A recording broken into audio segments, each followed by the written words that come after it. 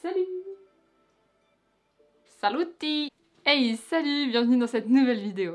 Alors, par où commencer? Le premier but fondamental que j'ai décidé de donner à ma vie, c'est d'essayer d'être heureuse. Normal.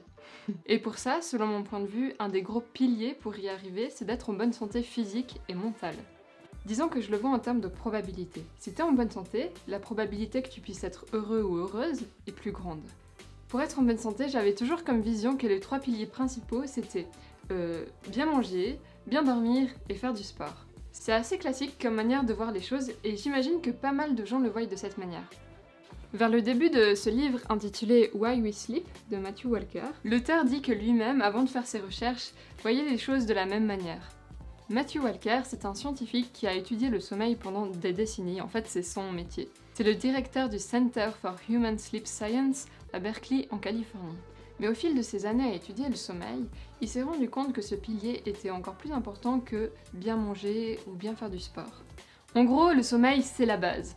Après je me demande s'il n'y a pas un petit biais du fait qu'il passe la majorité de son temps à étudier le sommeil, du coup forcément quand tu étudies un sujet et que t'es à fond plongé dedans, t'as l'impression que ça explique tout, du coup forcément ça prend plus d'importance. Je m'intéresse aussi beaucoup à la nutrition et du coup l'alimentation c'est aussi un pilier très important, le sport c'en est aussi un. Mais c'est vrai que j'avoue qu'en lisant ce livre je me suis rendu compte que quand même, le sommeil c'est quand même la base de la base. J'ai un petit peu plus conscience de à quel point c'est important. Du coup, mon schéma mental s'est transformé plutôt en ça. On a le sommeil qui est un gros pilier central, l'alimentation qui joue un rôle quand même hyper important, et le sport.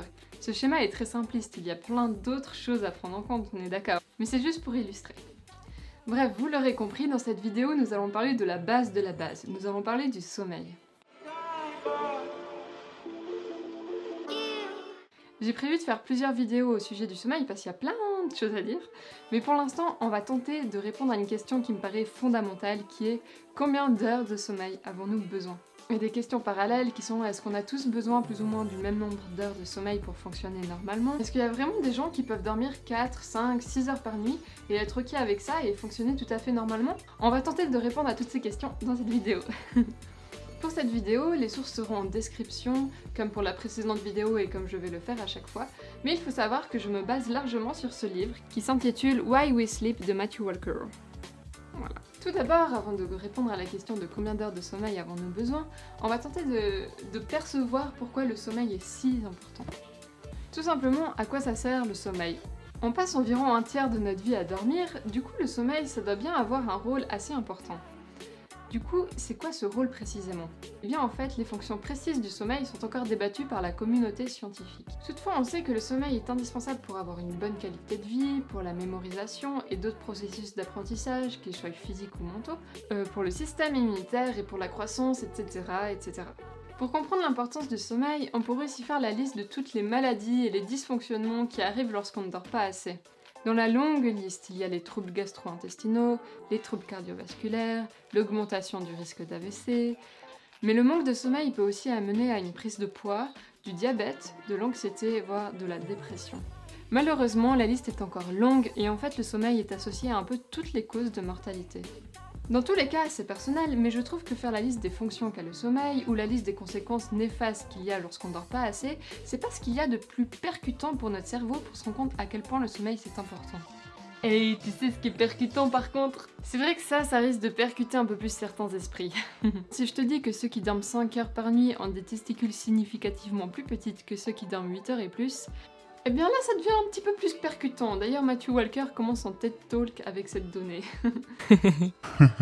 Bref, l'important pour l'instant c'est de retenir une chose. Il n'y a pas un seul organe dans votre corps qui puisse fonctionner normalement sans sommeil. Ou vu différemment, il n'y aurait pas un seul organe dans votre corps qui ne serait pas impacté par un manque de sommeil. Rien n'y est résistant et rien ne pourrait fonctionner normalement dans notre organisme sans qu'il y ait eu de conséquences néfastes. Niet, nada. Nada. Niet. Voilà, maintenant que ça c'est dit, on peut s'attaquer à la question. Combien d'heures de sommeil avons-nous besoin? Eh bien, ça dépend de ton âge. Les nouveau-nés entre 0 et 3 mois dorment entre 14 à 17 heures, et entre 14 et 17 ans, on a besoin entre 8 et 10 heures par nuit. Les jeunes adultes et les adultes ont besoin entre 7 et 9 heures par nuit. Les personnes âgées de 65 ans et plus dorment un petit peu moins, entre 7 et 8 heures par nuit. On dit souvent que les personnes âgées ont moins besoin de sommeil. Mais en fait, c'est pas qu'elles ont moins besoin de sommeil, c'est qu'elles arrivent moins à dormir. En effet, l'aptitude à générer du sommeil diminue avec l'âge. Bon alors bien sûr, le nombre d'heures de sommeil varie avec l'âge. Mais la question intéressante, c'est de savoir si le besoin de sommeil varie d'un individu à l'autre du même âge. Il va de soi que chaque individu a ses propres particularités et que nous avons tous besoin d'un nombre d'heures de sommeil qui nous est propre. Mais à quel point ça peut varier d'un individu à l'autre? L'OMS, l'Organisation mondiale de la santé, recommande une moyenne de 8 heures par nuit avec un range de plus ou moins 1 heure. Et en dehors de cette fourchette, qu'est-ce qui se passe? Est-ce que le besoin de sommeil de tous les individus se trouve dans cette fourchette-là, entre 7 et 9 heures par nuit, ou est-ce que la variabilité interindividuelle peut aller au-delà de cette fourchette? Eh bien en fait, elle peut aller au-delà, de manière physiologique, mais que vers le haut. Commençons par la fourchette du haut. Est-ce qu'on peut trop dormir? Eh bien en fait, si on dort plus que 9 heures par nuit, ça peut être tout à fait physiologique. Donc physiologique, ça veut simplement dire dans des conditions normales, quand ton organisme fonctionne normalement, qu'il est en bonne santé. Ceux qui font beaucoup de sport, par exemple, peuvent dormir plus que 9 heures par nuit, et c'est tout à fait physiologique, c'est tout à fait normal. Du coup, ce surplus de sommeil est relatif à un effort ou une demande particulière de l'organisme, et on peut pas dire que ces personnes dorment trop, vu que c'est relatif à leurs besoins. Mais ça peut aussi ne pas être physiologique. Donc quand tu as du sommeil à rattraper, par exemple, tu peux tout à fait dormir plus de 9 heures par nuit. Mais ce n'est pas une situation normale, ce n'est pas une situation physiologique. Et en fait, la réalité, c'est que si tu es en bonne santé et dans des conditions normales, tu ne peux pas trop dormir, c'est physiologiquement impossible. Du coup, le fait de dormir plus de 9 heures par nuit, ça peut aussi être le signe que quelque chose ne va pas. Les personnes dépressives, par exemple, ont tendance à dormir beaucoup plus que la moyenne. Mais il peut y avoir plein d'autres causes. Du coup, si tu es un adulte et que tu dors plus de 9 heures par nuit et que tu n'es ni un grand sportif, ni enceinte, ni en manque de sommeil, eh bien, il est vivement recommandé d'aller voir un médecin parce que ça peut être le signe que quelque chose ne va pas. Maintenant, regardons de l'autre côté. Peut-on moins dormir? Eh bien oui, moins dormir, ça on peut, et d'ailleurs on le fait un peu trop. Comme Matthew Walker le dit, les humains sont la seule espèce sur cette terre à volontairement réduire leur temps de sommeil. Perso, ça m'a jamais vraiment convaincu, les gens qui disent qu'ils ont besoin de 6 heures de sommeil par nuit et pas besoin de plus et qui sont tout à fait ok avec ça et qu'ils vont très bien. Eh bien ce livre a confirmé et expliqué mon sentiment. Du coup, comme l'explique Matthew Walker, ceux qui disent qu'ils ont besoin que de 6 heures de sommeil et qu'ils sont ok avec ça, eh bien ils ont vraiment cette sensation subjective d'aller bien. C'est vraiment le cas. Sauf que, comme il manque de sommeil, cette sensation subjective n'est pas fiable. Et c'est là le key point de ma vidéo. Le truc, je trouve, qu'il faudrait retenir, c'est You don't know how sleep deprived you are when you are sleep deprived. Tu ne sais pas à quel point tu es fatigué lorsque tu es fatigué. Ta sensation subjective d'aller bien n'est pas fiable. Et Matthew Walker va même plus loin. Il dit que cette sensation subjective d'aller bien alors qu'on dort moins de 7 heures par nuit, eh bien, c'est un indicateur objectif que la personne manque de sommeil. Once the average human being gets below 7 hours of sleep, we can measure objective impairments. So people who say I can survive on 6 hours of sleep, there's a problem with that, which is this. Your subjective sense of how well you think you're doing without sufficient sleep is a miserable predictor of objectively how you're doing without sufficient sleep. J'avais fait un mini sondage par story sur mon compte Insta en demandant combien d'heures tu dors en moyenne par nuit et est-ce que tu penses que c'est assez. Voici ce que les gens ont répondu. Et c'est intéressant parce que dans les réponses, on peut repérer quelques cas de personnes qui rentreraient dans ce cas de figure. Il fait un parallèle qui est assez parlant, je trouve, c'est par exemple quelqu'un qui a trop bu et qui veut prendre sa voiture pour rentrer chez lui. Lui, il est persuadé que ça va, il dit non mais t'inquiète, c'est bon, alors que objectivement, de toute évidence, tu peux dire qu'il n'est pas apte à conduire, même si la personne a vraiment l'impression que c'est ok. Eh bien avec le sommeil, c'est la même chose. Et d'ailleurs, je me demande si c'est pas pour ça que quand on fait une nuit blanche, le lendemain c'est ok, on n'est pas trop fatigué, mais c'est le surlendemain que là c'est plus dur. Genre comme si juste après la nuit blanche on est tellement KO qu'on peut pas objectivement évaluer notre état si on va bien ou pas. D'ailleurs ça m'est déjà arrivé de faire une journée de 11 heures de boulot après ne pas avoir dormi de la nuit et pendant la journée j'étais ok franchement, genre j'étais pas fatiguée, j'étais trop étonnée. Mais par contre l'après-lendemain après avoir eu une nuit de sommeil entre deux, là c'est plus dur. Et je me demande si c'est pas justement après avoir récupéré un peu, notre capacité à évaluer notre état est de nouveau un peu rétablie et du coup là on se sent un peu plus fatigué. Tu me suis ? Du coup, la moralité de tout ça, c'est que si tu dors moins de 7 heures par nuit et que tu as la sensation d'aller bien, eh bien, malheureusement, c'est un indicateur objectif que tu manques de sommeil. Le problème, c'est que ça a des conséquences et qu'en dessous de 7 heures de sommeil par nuit, on peut commencer à objectivement mesurer les déficiences. Ça se voit. Et ça, chez tous les humains normalement constitués. Je dis normalement constitués parce qu'il y a de très rares individus qui ont une mutation génétique qui leur permet de dormir moins de 7 heures par nuit tout en étant en très bonne santé. Du coup, si tu te demandes si tu fais partie de ces individus, et ben en fait c'est très peu probable vu que ces mutations génétiques sont très rares. Si tu dors moins de 7 heures par nuit, il y a de très fortes chances que tu sois en manque de sommeil. Donc voilà, c'est bien beau tout ça, mais dormir suffisamment c'est une chose, encore faut-il que le sommeil soit de bonne qualité. Je vais aussi prévoir des vidéos sur comment améliorer la qualité de son sommeil. Il y a aussi des conseils pour réussir à s'endormir, parce que c'est bien beau de savoir que le sommeil c'est important, mais encore faut-il pouvoir réussir à s'endormir, parce que bien qu'on puisse mettre des choses en place pour augmenter la probabilité de réussir à s'endormir, ça peut ne pas dépendre de notre volonté en fait. J'ai l'intention de lire un livre sur comment bien dormir sans médicaments, et du coup je vais peut-être en faire une vidéo, dites-moi si ça vous intéresse. Si tu ne te réveilles pas naturellement et que tu dois mettre un réveil pour te réveiller, eh bien c'est fort probable que tu sois en manque de sommeil. When you oversleep, it usually means that you're trying to sleep off a debt that you've lumbered yourself with. So if you could sleep past your alarm, if it didn't go off, then you're underslept, because it's physiologically impossible to sleep too much if you're healthy. Sur cette terre, il doit y avoir un bon nombre de personnes qui mettent un réveil, et du coup un bon nombre de personnes qui sont potentiellement en manque de sommeil. Mais malheureusement, la plupart du temps, il n'y a juste pas le choix en fait de mettre ce réveil pour aller travailler. Du coup, la seule option pour ne pas manquer de sommeil, ce serait d'aller au lit plus tôt. Ce qui n'est pas toujours possible, mais c'est ce qui devrait être privilégié dans la plupart des cas. J'étais tombée sur une vidéo, je mettrai en description, d'un gars qui disait, je trouvais bien, si on avait vraiment conscience de à quel point le sommeil c'est important, eh bien toutes les activités qu'on fait le soir qui repoussent notre heure de sommeil, eh bien on le ferait tout simplement pas et on irait dormir. Si vraiment on avait conscience d'à quel point le sommeil c'est important. Et ce gars il disait d'ailleurs, si tu sais que le sommeil c'est important, eh bien c'est que t'es loin du compte. Et je me reconnaissais là-dedans, genre je sais que c'est important, mais voilà, j'ai conscience que je sais pas à quel point c'est important, mais du coup juste j'accepte cette réalité et je fais en sorte que le sommeil soit une priorité dans ma vie, même si t'en es pas 100% convaincu, t'acceptes que t'as pas conscience du truc, enfin je sais pas comment dire. Sleep is not an optional lifestyle luxury. Sleep is a non-negotiable biological necessity. It's a life support system, and it is Mother Nature's best effort yet at contra-death. Ça c'est d'ailleurs un de mes buts dans ma vie, c'est de me réveiller toute ma vie sans réveil. Une autre question qu'on peut se poser, c'est est-ce qu'il faut dormir 8 heures chaque nuit, ou est-ce qu'on peut dormir par exemple 6 heures la semaine et rattraper le week-end?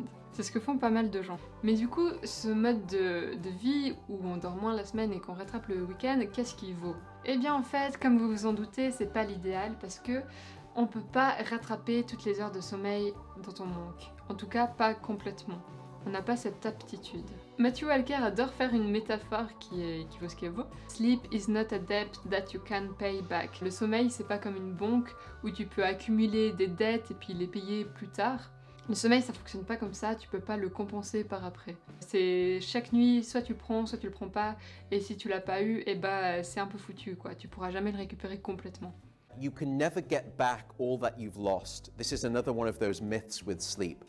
So sleep is not like the bank. You cannot accumulate a debt and then pay it off at a later point in time, which is what most of modern society does. Chronic short sleep during the week, then you binge at the weekend. It's what I call sleep bulimia. It's what is otherwise known as social jet lag. Now, if I were to take you and deprive you of sleep for one single night, 8 hours of lost sleep, and then I give you all of the sleep that you want for however many nights, and we keep recording you, your brain never recovers all of that lost 8 hours. It will try to get back some of it. It will never get back all of it. Et on peut se demander pourquoi la nature n'a pas développé un système, un mécanisme qui nous permettrait de rattraper le sommeil qu'on n'a pas pu avoir la nuit d'avant par exemple. De la même manière que les cellules adipeuses peuvent stocker de l'énergie sous forme de gras pour le réutiliser plus tard en prévision d'une famine par exemple. Eh bien en fait, comme l'explique Matthew Walker, eh bien la nature n'a jamais vraiment été confrontée à ça, dans le sens où l'être humain, c'est la seule espèce qui volontairement réduit son temps de sommeil. Human beings are the only species that deliberately deprive themselves of sleep for no apparent reason. What that means is that Mother Nature has never had to face the challenge through evolution of coming up with a safety net because of insufficient sleep. So there is no mechanism of safety. There is no credit system. Si ça se trouve, si on continue à volontairement réduire notre temps de sommeil, les futurs humains auront développé ce mécanisme qui nous permettrait de complètement rattraper les heures de sommeil. Peut-être. Je sais pas combien de générations il faudrait pour qu'il y ait ce genre de modification génétique. Des centaines et des milliers de générations. Ou alors, un autre scénario possible, c'est que peu à peu, le manque de sommeil conduise à la dégénération de l'être humain, et ce sera bien fait pour les bouffons que nous sommes à volontairement vouloir réduire ce génialissime mécanisme de régénération qui nous permet non seulement de rester en vie, mais aussi de la vivre dans des conditions optimales, qu'est le sommeil. Mais en fait, cette dégénération, même pas besoin de la voir à l'échelle de l'humanité entière, vu que à l'échelle d'une vie, notre vie, c'est déjà vrai.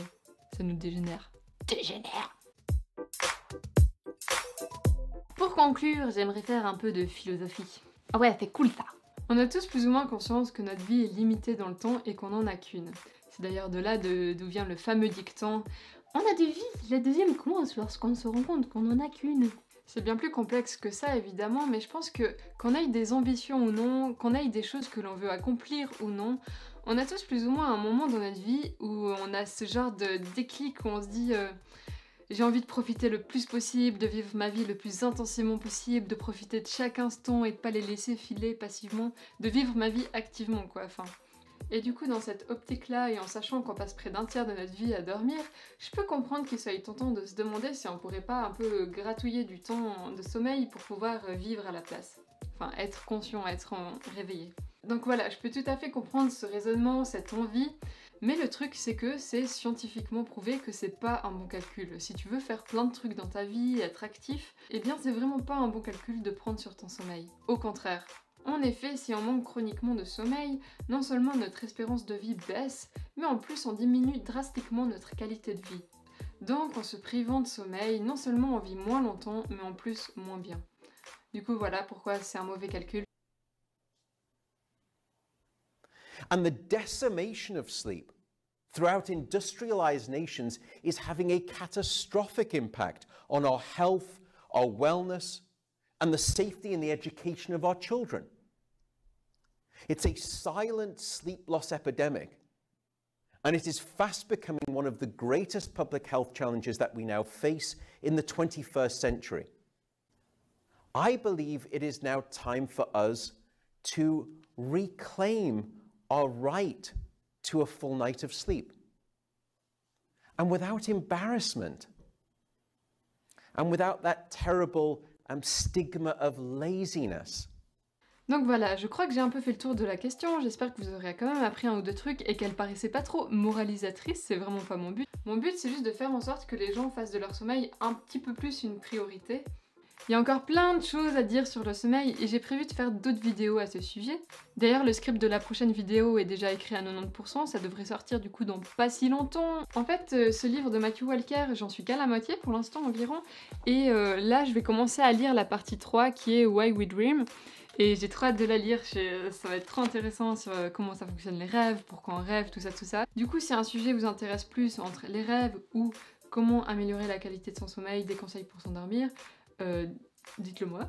Comme ça, je saurai sur quoi me pencher en premier, sur quoi faire mes recherches. Bon, la prochaine vidéo est déjà écrite, hein, mais celle d'après, du coup. Donc voilà, c'est tout pour moi. Je vous dis à la prochaine vidéo qui devrait sortir dans pas longtemps.